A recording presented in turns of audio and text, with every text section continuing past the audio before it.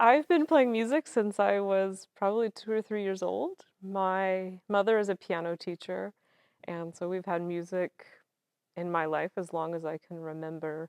And as she tells the story, I would climb up onto the piano bench with a picture book or a blank notebook even, and I would sit it up on the piano stand and climb up and pretend like I was playing piano, and I would bang out some notes, having no idea what I was doing, obviously. And I think at that point my mom knew that it was time to start teaching me how to play piano. And of course, for a couple of years, I was too small to even sit on the bench and reach the keyboard. So I would sit in her lap, and for the next couple years, that's how I would have my piano lessons every single day. It wasn't really a traditional, like, have a lesson and then go home and practice. I think I had this beautiful luxury of having a mom who was a musician, and having a lesson every day with my mom was a really lucky thing to have as a kid. Um, so through grade school, I did that. I also, going to church every week, was fascinated by the pipe organ. And I was able to also play a little bit of pipe organ for a couple of years. Super fun. Could barely play the pedals, but just the sound that you get from that was really exhilarating to me. And then in fifth grade, of course, in public school, there was, you join choir, band, or orchestra. And of course, I wanted to play the tuba. And my mom said, there's no way you're going to play the tuba. You're way too small. I was kind of a short kid, still am. That didn't happen. So I joined the orchestra.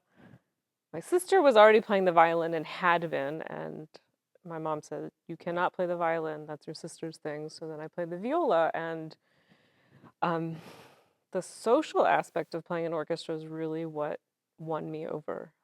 Being with friends, making music together, getting to play chamber music in the summer at camp was the thing that really, I think, grabbed me um, towards really pursuing this for the rest of my life. There was nothing else I really wanted to do but to play chamber music, and so here we are.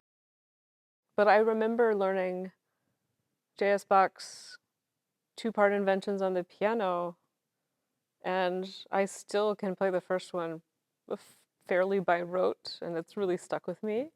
And of course, playing the organ, I played lots of Baroque music on the organ. I played the Handel Cuckoo Concerto on the organ, which was really fun. Um, it's always been, I think, of course, in retrospect, reflecting on the music that I've played my whole life, it's the Baroque music, I think, that has stuck with me the most. Of course, as this kind of a quasi-Suzuki kid, Baroque music is a huge part of that education and part of your musical formation. So I feel really lucky that I get to play it all the time now, or choose to play it all the time now. I do love food. I like making it. I like eating it. I like sharing it. Love cooking for other people. I think a lot like music, I love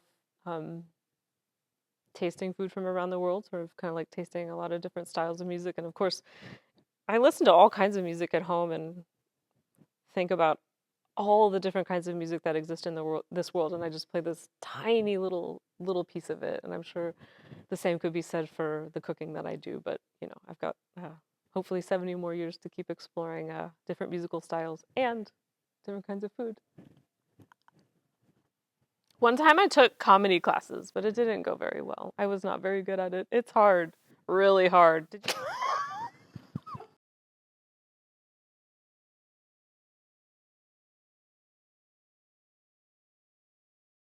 Writing jokes is hard.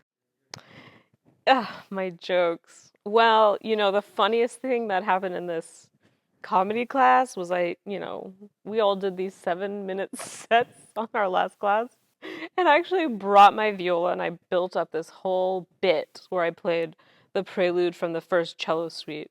And I talked through the whole thing and I made up a story to go with it with all the different harmonies. It was, I didn't think it was funny, but um, everybody in the class thought it was the funniest thing they'd ever seen. But I don't think music and comedy are in my future. Why do I love Weiss? Wow. For those of you that don't know, Weiss wrote something like 850 lute sonatas. It's just incredible.